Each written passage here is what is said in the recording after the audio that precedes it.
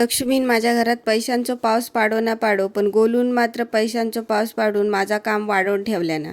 हे पैसे उचललंय आणि बघा घोवाकडसून पाटी दिसता तो माळ्यावरसून टोप काढून घेतलंय, कारण माका आज बनवचो होतो चिवडो. टोप चांगलो घासून घेतलंय आणि बघा कसं डोक्या लावून सुकवलंय. दिवस असतो तर हिमरात 5 मिनिटात सुकलो असतो. संध्याकाळी ऑफिसवरून इल्यावर रात्रीच्या टायमाक ह्या काम चालू आहे, त्याच्यामुळे माझ्याकडे ह्योच पर्याय होतो. पहिले तर आधी मी आणि गोलूच्या पप्पांनी दोघांनी मिळून चुरमुले चाळून घेतले आणि गोलू बघा आमका मदत करता.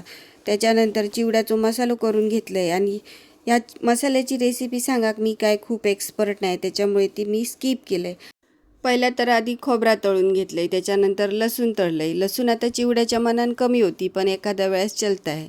कढीपत्तो, भाजकी चणा डाळ, शेंगदाणे ह्या सगळा तेलात तळून घेतलंय आणि त्याच्यानंतर त्याच तेलात मसालो टाकून तो पण चांगलो भाजून घेतलंय आणि तो मसालो आधी पहिलो चुरमुल्यातनी टाकून चुरमुल्यांका व्यवस्थित चोळलंय आणि नंतर मग बाकीचा पण जा काय सामान होता तळून घेतलेला तर आपण चिवड्यात मिक्स करून दिले. झालो आपलं चिवडो रेडी. थंड झाल्यावर प्लॅस्टिकच्या पिशवीत भरलंय आणि डब्यात ठेवून दिले. चला तर मग आजच्यापुरती इतकेच गजाली. आजचं ब्लॉग कसं वाटलो तो कमेंट करून नक्की सांगा. व्हिडिओ जर आवडत असतील तर चॅनलला लाईक, शेअर, सबस्क्राईब करा.